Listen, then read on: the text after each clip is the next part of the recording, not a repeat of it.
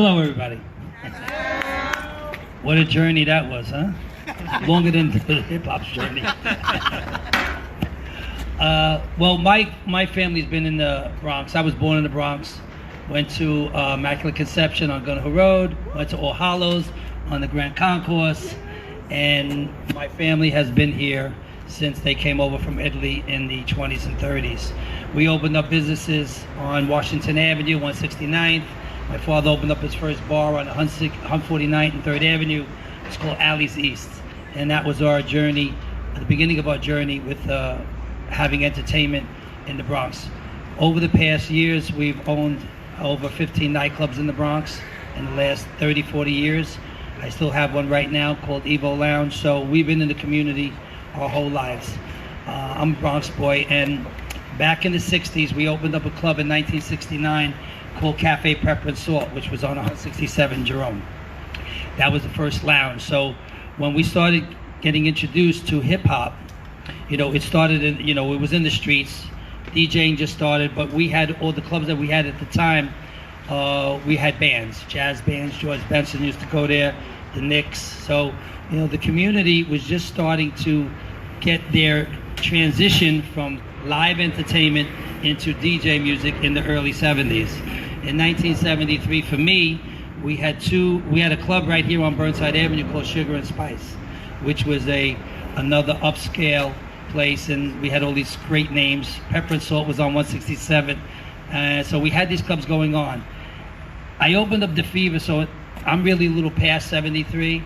I had those clubs open, but we didn't have any DJs yet. They were just starting to be placed in. At the time, there was so much poverty going on in the Bronx. They abandoned buildings, and it was in such disarray.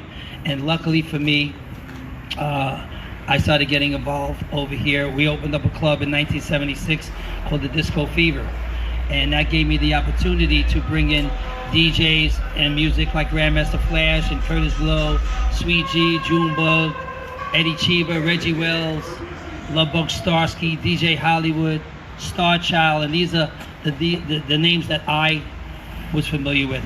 We wind up opening up a skating rink for the kids. We had a youth association. I started getting involved with, music, education, and sports. We started the Entertainers Basketball League that is still going on today at the Rutgers, over 40 years. I played in the first years I played before they started bringing the pros in. So we had a really big influence in this community, my family, with bringing hip-hop indoors. It also supplied many jobs. I only hired people that were in the neighborhood, without skills. All my employees, I had about 180 people working for me by the time I get to 1983. We had 6 places open up within a 15-block radius. I had opened another place here on Burnside, which is called Games People Play, which is where I wrote that record, which went to #1. It was the first record on Fever Records. Just giving you a little history about me and the Fever. Crush Groove, Warner Brothers came here in 1986, made a movie about the club and how we discovered hip-hop and brought it indoors. And my first night was with Grandmaster Flash in 1977, and that was my first experience with it, bringing it indoors. And 700 kids showed up, and from then on, the Fever became hip-hop 7 nights a week for 10 years. I've been blessed. I'm still relevant. I still do concerts all over. I do Lehman College twice a year. I do a hip-hop show and a freestyle. I wind up being lucky in discovering Latin hip-hop in 1985, which is called freestyle today. It's still going on and flourishing all around the country, especially in the tri-state area. And that's about it. I could go on forever because my story's long and deep, and I have so much history here. You've got some good podcasts where you go deep into your story that I listened to. Ice-T did a podcast. Actually, it was his last one. Yeah. I think it was number 41 or 43, where I go on for about an hour. It's great, though. And there's a lot of stuff on the internet. Right now, we signed with Rock Nation.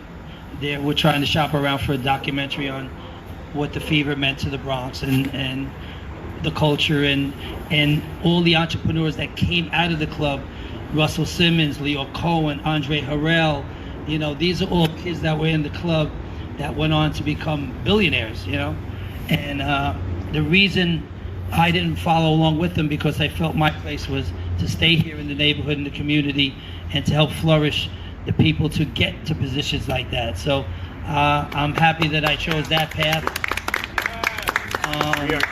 I have hundreds and hundreds of pioneers, and a lot of my bartenders and waitresses, they have great city jobs now, and a lot of them are drug counselors, you know, because a lot of people back in the 70s and 80s were hooked on, you know, there was a lot of drugs going on, you know, and the only way to make money back then was either sell drugs or be a stick-up kid, or, you know, and fortunately for me, you know, I used to give rewards to the customers if they bring in their report cards and they pass, they get a free drink or they get it for free. So everything that we did always had something to coincide hip hop with the neighborhood and to give back. So like I said, we have a lot of it's documented with a lot of the rappers, and unfortunately for me right now, some of my people have been, you know, passing away. Mr. Magic, who we helped get on WBLS, he was one of my best friends.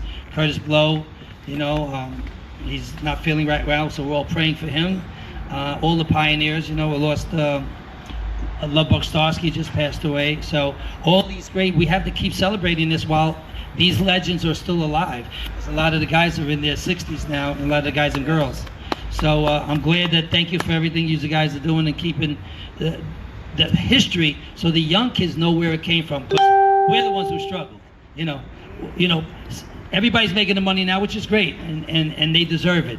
But sometimes the pioneers, they don't make the money, so at least we could recognize them, and they could go find their place in, you know, in the hip hop history books. And thank you very much. All right, thank you.